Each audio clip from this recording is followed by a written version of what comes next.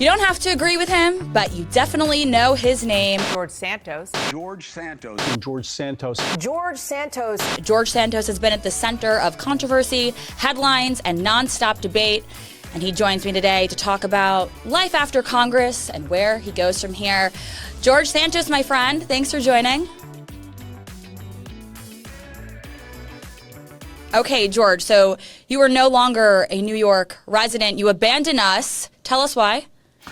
You know, I think all good things come to an end, and I think it was a mutual relationship split. It's like, I don't think I wanted to be in New York as much as New Yorkers wanted me to stay in New York. So I figured, I gave it my best. It was a great run, 37 years, but not just life after Congress, but quite frankly, life after prison was so sobering for me that I said, I think I should fight less and resist less in life and just do things that make me and others around me happy. And staying in New York was not one of those things. So that had to go. You're surrendering, I see. Because you're a Queens guy, born and bred. I'm a fifth generation New Yorker. But really, these are hard decisions, right? For us, like New York or nowhere kind of people, these are hard decisions to leave a city that you grew up in, that actually raised you, gave us New York grit, etc. Oh. So, I mean, that's a hard decision. It's crazy because it's like born in Jackson Heights in Elmhurst Hospital, not anywhere else like people like to speculate, to growing up between Jackson Heights, Astoria, then moving to the city in my early 20s and going, when I say the city, Manhattan, then going back to Queens, living in Whitestone for years, College Point. So it's like definitely a New Yorker through and through, throughout every variation of New York. And it's hard because New York was my identity for my entire life. Like, I'm a New Yorker, F off, like that's kind of like the excuse. The excuse to sometimes be uncanny was, I'm from New York, give me a break. I can't say that anymore. I know the tune. Yes. All right, so now you left us stuck with Mr. Kami, Zohran Mamdani here. And you're going to get mad at me for saying this, George, but you guys actually have something in common as far as you were both young, charismatic, charming men that were running for office. And you both understood how to command attention on a more serious note. Look. And this, go ahead. Commanding attention is one thing. Flirting with Mussolini, Stalin, and Gorbachev is totally different. Okay? That is where George draws the line. Yes, because look, I said this about Mamdani. When he first came around, I was just like, he's so charismatic and he's good looking. And I'm like, this is not good. And then when I saw the field, I'm like, oh God, Cuomo. I was just like, this is such a bad situation for us. And it was obvious he was going to win from like inception. So here we are. Yeah, I want to talk to you. I know you're all about social media and you know, again, how to command attention and work the room. This is someone that ran a campaign quite literally on TikTok, and it's one of the reasons many credit his success and why we have him in office right now. Talk to us about that, this social media phenomenon and how he was able to reach the younger cohort of voters. Well, he paid attention. Who did the same thing just a year before? President Trump. President Trump won his re-election on TikTok. I don't care what anybody says. Yeah. I mean, I've never seen a person be so much and so viral on TikTok like President Trump. Zohran looked at it and said, I'm doing this. It worked. Zohran is now doing influencer press speeches. Guess who started that? Trump. So Zohran has pulled every successful page from President Trump and has adapted it to his city administrator position. Like he's pulling off like presidential style behavior that's coming from the White House now. And I noticed this because Nomiki Konst was talking about this on one of her Instagram reels the other day, and I'm like, oh wow, she's not wrong. So it was just so. It's wild to me. Look, Zohran got it. Look, he's young, he's charismatic, he has the stamina. He ran against a dinosaur with a terrible legacy, and Cuomo's arrogance really got in the way. Totally got in the way. And I think New York, it's crazy to me that this is where we are, and here's why.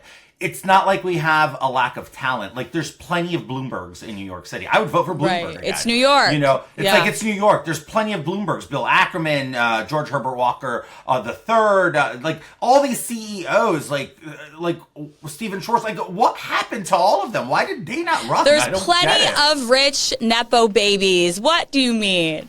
I mean, yes, yeah. rich Nepo babies, but they're competent administrators. That's my point, right? Right. The issue we have with Zohran is it's all up in the air. I have a few friends in the hospitality industry.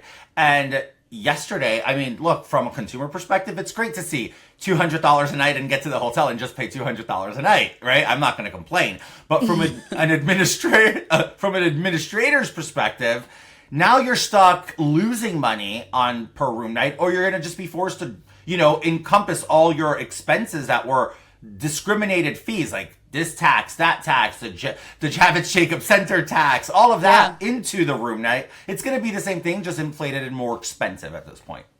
No, these are the real issues that New Yorkers care about. And I mean, this is kind of a larger conversation about who are these voters. I mean, there's people like yourself that, of course, had enough and they got the heck out. But this city used to be, for our generation, right? Like, work hard, play hard. There was this hustle culture. You came here with a dream, for lack of a better cliche saying. Has that all evaporated? I mean, who are the voters here, and who are the people left in this city? Well, like Hillary Duff says, this is what dreams are made of, right? And it's funny because she's like on Hillary's a comeback back, by tour. the way. She's doing. Yeah. That's why I said it. You said this is where, this is where dreams are made of. Like, most iconic song of I guess the Hillary Duff era of Lizzie McGuire, right? So My childhood, yes. Our childhood. So real pointed is, I don't know what happened. Honestly, I voted for Cuomo. I was Curtis was a clown, goes without saying, but I voted for Cuomo because these were my options. Vote for the guy who I believe is a communist and a danger to the city, or vote for the grandma slayer. And I'm like, I'd rather vote for the grandma slayer because at least I know where I got a sad day in New York. Stay the stay the F away from, the old people, and stay away from every single geriatric home and nursing home. And we would draw that red line with him. But with Zohran, it's just like, we don't know where the red line is that we're going to draw. Look, it's been 22, 23 days that he's been in office. I'm giving him grace. There's this alleged bromance between him and Trump, which means there's going to be some cooperation between the two of them. So it gives me hope for the city, but I just didn't want to gamble my future. I'm gonna start raising a family. Where our family is gonna be growing in the coming months. So we're just like, congrats. Thank you, but this is not what I want to do with my kids. I don't want them growing up in a city like New York, unfortunately. Yeah, I mean that four-letter word, hope. New York is definitely a city worth fighting for. But when I get to that stage, I will definitely be giving second thoughts. George, there's a narrative circulating right now. I want to start with this large-scale fraud, of course, that's happening in Minnesota and dominating the headlines. Some are trying to actually draw a comparison with what we're seeing with this fraud and to you and your personal story, essentially like a tit-for-tat argument, right? Like, oh, well, Republicans, they're involved with fraud too. What do you say to some of these headlines and these people putting out these statements? Look, Rep. Ayanna Pressley needs to chill, okay? She needs to relax. I understand that it's all theatrics, but it makes her look silly when she talks about my issues, which were all campaign finance-related issues, compared to public theft of $4 to $9 billion. I mean, she looks silly. Look, I was wrong. I committed terrible but broke several rules, right? But to sit here and want to draw a comparison because of, but he, but she, or coulda, woulda, shoulda, makes you look incompetent. You're trying to justify, essentially, almost $9 billion or up to $9 billion worth of systemic fraud that also, based on what I've been looking and reading on this stuff, because I avoid this stuff at this point, because I give up. It gives you wrinkles, it makes you old, and gives you gray hair, and I don't want any of that. So I'm just like, I don't know why, but we can't get ugly. I read as little as possible because I think politics has become so garish and so tacky that it's just like, ugh, whatever. But the way you look at it is simple. Up to $9 billion allegedly could have been misused. And then when you look at some of where the money is going, it does systemically benefit local state representatives of the Democrat Party in Minnesota, in Ohio. There is a money trail that's already being pulled. It's easy because all you got to go is to opensecrets.com and start putting it. You see the money move, you know? Yeah. So I think that for Ayanna to try to do this, A, it's silly. B, the American people see right through it because they see what it is. It's a deflection. It's a distraction. Talk about the issue at hand. Let's talk about the fact that Bill and Hillary Clinton literally defied congressional subpoenas. And now they are being held in contempt. No, they want to use... Look, she used a great picture of me, so I'll give her staff that. I love the word tacky. I personally love that word, and I love that you compare that to politics and what we're witnessing these days, because it's like, yeah, that's almost, you're grasping at straws, right? Pulling someone else's name into the mud or trying to do this tit for tat comparison. It almost treats the American people in a way where they show you that they believe you're stupid and you can't keep up. Whataboutisms is stupid. That's the first thing. Yeah. That's like whenever you do something wrong, and I've learned this from personal experience, the worst thing you can do is, it's literally the worst thing you can do is whataboutisms, right? So, and I think you've interviewed me before and have grilled me on it before, and I can tell you with a straight face, it is not a smart strategy. Just admit you're wrong, take the loss, apologize, atone, and move forward. No, we're going to deflect to George Santos because, I don't know, maybe it sticks. I don't think it's sticking. I think the American people are seeing right through it, and I think Ayanna should change her strategy. It's good clickbait, only for so long. Speaking of, you put out a tweet recently on the lovely Ilhan Omar. You talking about when you served alongside her. It was very obvious to you. You said without reservations that you could actually say her priorities were always with the Somalis in Minnesota. Anything you could share with us? What did you see firsthand? Give us some deets. Look, from her behavior and how she spoke in committee, and it's lucky for me, I don't even need to go try to quote her because there's so many available voluminous proof of that.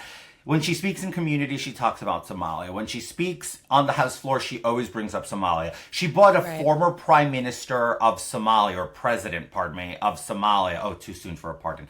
But essentially, she had this man go on stage and say that Ilhan's priorities are not America, it's Somalia. I'm like, and she didn't deflect it, she didn't rebuke it, she smiled. So, like, you can see, like, her aura. She literally just said the states of America. Like, look, I don't know what else to say for people to understand that I don't, and I say this strongly, I do not believe Ilhan Omar's priorities are America, her allegiances are to America, and it shows on her behavior, on how she is now running cover for Somalis. She refuses to talk on the issue, and she does, like, no, fraud is bad. I'm like, dude, there's no way you didn't know this. This is your community. I can tell you, as a descendant of Brazilians, I consider myself a Brazilian, and I know everything, all the lore that happens in the Brazilian community. I mean, you'll catch me texting some high-ranking member officials of the U.S. government, and I'll be like, I know, like, my people are messing up, but hey, you might want to look at Newark, New Jersey, where they have a stronghold, or Framingham, Massachusetts, and I'm not, like, snitching on them. I'm just telling them, like, there's bad things happening here with motor vehicle fraud, with, DMV false registration documents, because I know what happens in my community. It's like, it's obvious and evident. So don't tell me that from an immigrant. She's a true and tried immigrant. I'm a first generation born American. She doesn't know. Like, she knows. Like, it. Yeah, that's exactly. She's going on a media tour saying that. So was this something that was, like, talked about while you were serving? Like, were people talking about? Okay. So a lot of people don't know. This has been known. I recused myself from committees, not because I was told to. McCarthy and I had a conversation at the time, and he was speaker. So Speaker McCarthy and I had a conversation, and it went a little something like this. Ilhan is scheduled, Max Miller's bill to remove her from the Foreign Affairs Committee due to her flagrant anti-Semitism was scheduled. there were some New York Republicans, Nick LaLota, Anthony D'Esposito, Mark Molinaro, I mean, the whole cadre of them, saying that they would not vote to expel her from committee without a crime, while they voted and agreed for George Santos to be seated in committees. So I said, oh, is that literally the issue? Oh, no problem. I'll recuse myself from committees. Like, I literally threw myself off committees in lieu of making sure Ilhan Omar was removed from the Foreign Affairs Committee. Right, they could find a crime. Right. You know, like, go figure it out. Because if you don't see some people did something, or, you know, it's all about the Benjis. These are comments not from me. These are from her mouth, right? She talks about because some people did something on 9/11, or it's all about the Benjis when referring to Jewish Americans. I think, you know, one can only understand what her opinion is. And for her to be sitting on the Foreign Relations Committee, which deals with our allies, was wild to me. It's just like, it's not even just about the anti-Semitism. You lack the appropriate tone and temperament to sit on this committee. And that's the United States of America. Yeah. So we talk about power, attention, affairs, public life, and how fast it can turn, how fast that power can be gained and then turned around, George, and how unforgiving we know politics can be once you're in the spotlight. You've seen both sides of that, and you went through something very few politicians ever do. You went to jail. What was that first night like, George? That first night where you're finally all alone, you're sitting there, realizing this is my life now, at the time you thought, for the next 7 years. Take us back there. You know, first night was just rough. First day, like first minutes into prison was just something I never thought I would experience. It was so sobering. You go from this upward trajectory to like, okay, you're falling, you're free falling, but you don't know what the bottom of that free fall is. And then all of a sudden, for me, it was prison. It was federal prison for 7 years. And I'm just like, wow. You walk in, it's this damp, glum warehouse with beds, like it's a dormitory, so it's rows and rows of beds, black mold literally hanging from the ceiling. I mean, this sickness, like this sound of sickness in the environment, people coughing and just like yuck. Like the instant moment you walk in, you instantly feel dirty with the clothes you put on, with the environment you're in. And that's when I realized it was over for me. It was like game over, KO. I'm literally taken out of the picture, and it's a knockout blow for me. And I didn't. So did it hit you right away? Oh, I mean, I cried the first like week instead of sleeping. I couldn't sleep. I developed like dark circles around my eyes almost instantaneously. It was just like not being able to, like, simplest things like hygiene is very limited in what you can do in prison. So those little things were just like, God, I don't want to see a flip-flop for a long time, because you're supposed to like shower in flip-flops and all of that stuff. I'm just like, I can't. Like, it was just really rough. It was something that I can't explain in words. More so, it's a feeling, but it's rough. And again, I was a product of my own circumstances and my own doing, and that's how I ended there. But I'm not going to litigate the sentence or the way it went down. But I will say this: if we're trying to rehabilitate people, it can't be under those circumstances. You're not rehabilitating anybody there. You're making people angry. Like, people will come out angrier and worse criminals. Yes. You got yourself put in isolation, which I want to get to in a second. I mean, talk about the worst thing that you could possibly do to a human being. And you've been very open about depression, what was going on in your mental state at the time. So tell us about the isolation. And was that kind of when you realized what our system was all about and what this product is, what it brings out in people? So I was put in solitary confinement, aka the special housing unit, over some alleged threats to my life coming from outside the prison. So essentially there was this conspiracy that people were going to break into prison to kill me. Not people in prison wanted to kill me. And I'm like, okay, this is nonsense. The source was discredited years earlier because they had made similar allegations, and Capitol Police had investigated and came to the conclusion that it was discredited and not credible, right? But Okay. here I am So then now. you're in solitude confinement.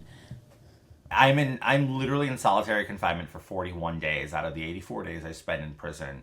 And during that period is when I discovered that I was no longer a person. I was a product of the system, and I was being treated like a caged animal. I mean, put it this way. You're in a 6x9. So 6 feet, for those who don't remember, is typically what the human wingspan is, where you spread your arms. Remember, pandemic? So that was the width of the cell I was in, and it was the length was just a little bit more. It was about 9 feet. I had a bunk bed. I had a little toilet sink combo where water comes up from the top of the toilet. That's where you drink your water from. Tastes absolutely awful. And you get 3 meals a day, being that I skipped the first meal because it was stale cereal with milks and bananas full of gnats. No, thank you. To then whatever lunch was. So, I mean, the whole thing was, there's a reason why I strongly understand now and believe Jeffrey Epstein really did commit suicide. Because now I understand the environment, right? Because I almost went down the same path. Like, I don't think I had more than a week left in me to stay in that environment. It was socially torturous, and Charlie was murdered while I was in the shoe, and then I found out through one of the guards, and I couldn't get information on it. And then I started getting worried that maybe this death threat is real. Maybe now my family's in danger. I'm not there to protect them. All these things rush through your mind. And then that's when I started putting out all the letters, because I wanted people to know the state of mind that I was in, because I believed it to be very important for people to know. God forbid something happened, at least people understood where my mindset was. And I think that's the hardest thing for us that know you, George. Like, from someone that's known you for years, you're this extroverted, bubbly, outgoing person, and probably the last person I would ever think to hear the words from that I was suicidal. Oh yeah. Can you take us there? Not only was it hard, it went against everything I believed in, right? Like you said, like I love life. Like life is so precious, and I believe that we should all live life to the fullest. And then here I am now, literally figuring out in a 6x9 how to end mine, because I can't bear this anymore. Now, the warden was incompetent. The psych team was completely incompetent. The medical team was incompetent. The COs added to the torture, so that compounded in me. At one point they denied me paper. At one point they denied me stamps because they didn't want to see me shipping out any more letters. So they started denying me stamps. I had to barter for stamps with other inmates. Like, it was bad. I mean, you were like, orange is the new black. You were the stereotype. Worse than orange is the new black, because people go to solitary for punishment. It's disciplinary custody, right? And then there should be something alternative for protective custody. For safety, right. Yeah, for this warden is lazy. And she doesn't want to spend her budget because she wants to always be below budget so that she can get her bonus, because there's a bonus structure. So she doesn't care about prioritizing safety. She cares about making her life easier. So throws anyone or anything in the shoe. It is the most populated shoe in the prison system in the Northeast. Was the Ferriton FCI, Federal Correction Institute, Ferriton shoe. I mean, there was space for, I think, 80, and there was always 80. It was insane. Like, full capacity, right? Next to me was an inmate who had murdered another inmate with a pencil. And on the other side of me, right, in the other cell next to me, was a guy who had gotten stabbed 17 times, but stabbed back like a gazillion other times. Like, two violent human beings. And that's the So you're right at home. Oh, yeah, I'm right at home. Like, I fit right in with all the monsters. Were you Congressman Santos in prison? Or, like, did you have a nickname? Did you make friends? Everybody called me congressman, and I would remind them, like, no, I think you mean convict. I was just like, different. Thank you very much. I was just like, it was silly. Like, yeah, congressman. Like, some of the COs, like, the first day there was a CO who saw me and he's like, "Oh, Congressman Santos." I laughed. I was like, "There's no way this man just called me Congressman Santos while he's in a police uniform and I'm in this yellow banana suit. There's just no way this just happened." So yeah, that's so on brand. It was. I mean, look, never miss an opportunity to self-deprecating humor. I will never, and I was true to that even in the darkest days. But I think that the BOP and it's goes without saying, I have had a perfect, amazing post-prison working relationship with the BOP on prison reform, much like Todd Christie and many other people. I just wanted to make it abundantly clear for people to understand that I am committed to it because I believe that prison should be all about rehabilitation, reform, not about punishment and retribution, because that is not leading people to reform and to actually do better, right? And I want to get to that. Angry. So you were able to have your same silly sense of humor that we all love and making fun of yourself, and you were the same George until you would say you were in that isolation period for too long and something there broke you? I think part of me died in the shoe, and I'll say I am funny. I still have my sense of humor, but it's not the same. Something did happen to me. I don't know what it was. I guess my therapist is still trying to figure it out as we go through our sessions, but something did happen. I'm doing my best, like I'm doing my best to like, go back to normal. But what is the normal, right? I learned one thing though from this experience. We can have all the nice things in the world. We can have all the nice bags, nice shoes, nice clothes, go on fancy vacations. But if which you definitely do. Well, something like that. But if you don't have your family, nothing matters. Like, nothing really matters. Everything else I can go without. But because I'm blessed to have my family, I can also have nice things. So it's just. So speaking of nice things, friends, family, that moment that you figured out, I believe like you saw it online first, right? That George Santos set to be released from prison.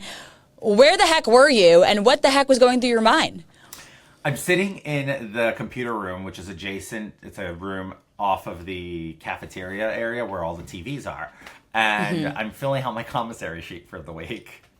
And I'm just like, okay, I had just gotten out of solitary, I want to say like 4 days earlier or something like that. And then I went to communion. I went to Mass on Thursday, the 16th of October. The priest offered me confession. I did confession, did communion. I hadn't taken communion or confession. I hadn't done confession for years. And prayed. It was great. Pray the rosary that day at 3. And it just felt really good. Like, I woke up at super peace. The morning of the 17th, I woke up and I got called into the counselor's office, Mr. Rickert's office. Case manager's office. And he says, "Hey, you're going to go talk to Congress." I'm like, so it was a notice that Congressman Tim Burchett and Congresswoman Lauren Boebert had sent via the Oversight Committee about my conditions of incarceration. And it was not a subpoena, but a notice, like, save the day kind of situation. You will have to allow this inmate to come into Congress to testify. And this was a big thing. I was like, oh my God, this is amazing news. I get to like take on the warden from inside and still take her to task. And I wasn't scared of that. All my other colleagues in prison were just like, dude, that's dumb. She's going to retaliate. I'm like, well, now she can't because people are looking. So I don't know. I felt really good about it. I was like so at peace that I was going to fight for something I was strongly believing in. Fast forward, it's around 6 o'clock. I want to say 5:30, 6 o'clock. I'm in the computer room filling out my commissary sheet. And all of a sudden, some inmates go like, "Oh, you're on TV." I'm like, "Yeah, whatever. I'm always on TV. I don't want to go see myself get trashed," because I was getting trashed all the time. Yeah, so classic. Then I hear screaming, "Oh my God, that SOB held back on us. Yo, Santos, get your over here." I'm like, what is going on? And then one of the inmates barged in, like, "You're going home." I'm like, okay, you guys are being super over the top. Nobody's going home. I go out there to see it, and it says it on the MSNBC Chiron, something along the lines of... Out of all networks to find out. I love that. That was favorite freaking network for some of the guys in there, and it said... something along the lines of disgraced former Congressman George Santos set to be released and go home soon. And I'm like, what? Run to the phone, call my husband. I'm like, Matt. He's like, I'm on the phone with President Trump. I'm like, hang up. I'll call you back. Mr. Trump, can you hold? It's George. So I hang up with him, call him back in 30 minutes. And then he's like, I'm coming to pick you up. Like, it's over. Like, I just spoke to the president. I'm like, at the time, I'm like, wait, you spoke to President Trump first? I was just like, wait, what about me? I was just like, so like, at that moment, I thought that was literally like, hey, what's going on? So I cried, I sobbed on the phone. Like, I hung up the phone, put my head, and I sobbed for like hour, people trying to console me as if like somebody died. And they're just like, dude, you're happy. I'm like, no, these are tears of joy. I'm just like in a state of shock almost. And I remember distinctly going from the phone booth to the guard, to the guard that was like on duty, and we nicknamed him Juggernaut. And Oh boy. he's like this stubby white guy, but like wide, really wide, and very mean faced. So he had a rule: you're not supposed to go into his office unless you write down, and then he'll come look at the list every 30 minutes, and in case it's something urgent, he'll call you on the PA, which is completely against BOP policy, right? So I just like barge into his office. I'm like, I'm so sorry, sir. I know we're not supposed to come in without writing out there. I just want to let you know I just got commuted by President Trump and I'm going to be going home today. And he's like, I don't know about that. Nobody told me anything. So you're going nowhere. I'm like, oh no, I get it. I guess you're going to be, notified. He's like, I don't know. Let's see what happens. So a few minutes later, like somebody from the administration comes prancing over looking for me. He had a grin on his face trying to be like friendly. George, you're going home. Oh my God, are you excited? And I'm just like, bro, who are you? That's like my head. I'm So like, are you who still crying? Are you like shaking? Or I'm shaking. I'm like nervous. I'm trying to pack my stuff. Like I had so much stuff to give out. So I kept it simple. Like, and you're going to find this insane. Do you remember Sam Mealy, who used to work for me? Yeah. You met Sam a couple of times. So Sam was in the same prison I was in. So boy. we were literally in the same dorm. So I literally just looked at Sam like, Sam, this is all yours. You would have friends in prison, of course. I mean, he was my former employee, like in the same case. And I literally looked at Sam like, Sam, this is all yours. I just gave him everything. And he's just like, what am I going to do with all your shit? I'm like, I don't know. Like, I don't need it. So you're going to stay here. You're going to need it Your more problem. than I am. So it's like I gave him all the food and all like the hygiene. I just gave him everything. And that's not typical of prison culture. Like, you usually try to be diplomatic about it and just like give stuff to the people that need it the most, because there's a lot of guys in there who don't get money on their commissary. Like, they don't have families, or their families don't have the means, so they're limited on what they have. And then Sam, that's not Sam's reality. His family took care of him as mine took care of me. But I just, at the moment, I'm just like, you know what, he's my friend. Yeah, that's your family. Yeah. He's in here because of my case, of my unraveling. I have felt till this day very responsible for it. So I just like, dude, this is yours. Like, he looked at me like, you're putting George, you're so giving. Here are the 10 nail files. I'm leaving. Dude, I had nail files, clippers. I bet. The thing is, anything that I could buy that would resemble anything normal from the outside world, I would. So I was oftenly shopping off of the trans list. Oh my God, George. So bad. Okay, so we get you out 7 years early. I mean, that's a freaking long time. And now, okay, so you've been through more chapters in life, pretty much than anyone I've known. When did you figure out, okay, and I'm this only is 21. That's a lie. When did you you said part of you died in there. Did you feel like you had this rebirth finally when you were out? And when did you start to put the pieces together of like, okay, this is who I am now, and this is what I want to work on in the next few years of my life? New chapter. The rebirth comes from I know what rock bottom is like, so now I'm like very by the book. That's number one. Like, you can't convince me to go out to dinner with you, and let's say you work for the government. I'm like, you're not paying for my food. I'm not paying for yours. We're gonna go like that, and that's not indicative of being cheap. Like, I just want to be like textbook perfect, receipts of everything, pictures of everything, and I just want to do things that are more purposeful. That's why I don't want to be in politics. That's why I don't want to run for office. A lot of people in my predicament would pick up and be like, I have the best Donald Trump endorsement. Let me just go primary anybody. Because look, Donald Trump commuted me. That's an endorsement on its own.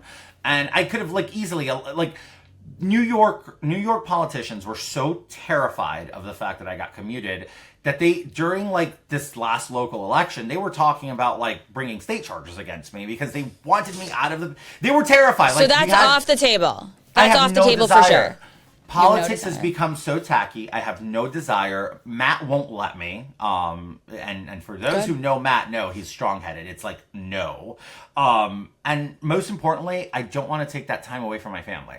I want to spend time with them as much as I can. So I'm working on things that make me happy. Body, mind, and soul reconstruction, because it's a work in progress. You can change the ending of your book of life, even though you mess up in the middle. So I can't go back and change it, but I can definitely change the trajectory of it, and that's what I'm focusing on. So I'm trying to do things that make me happy. I love culture, I love fashion, I also love helping people, I love animals, so I'm kind of trying to help as many people I can and animals I can. I'm not telling where, who, or how, but I get random DMs on Instagram from people who follow me or fans with sad stories about their pets, and they have a GoFundMe. I'm dropping whatever I can.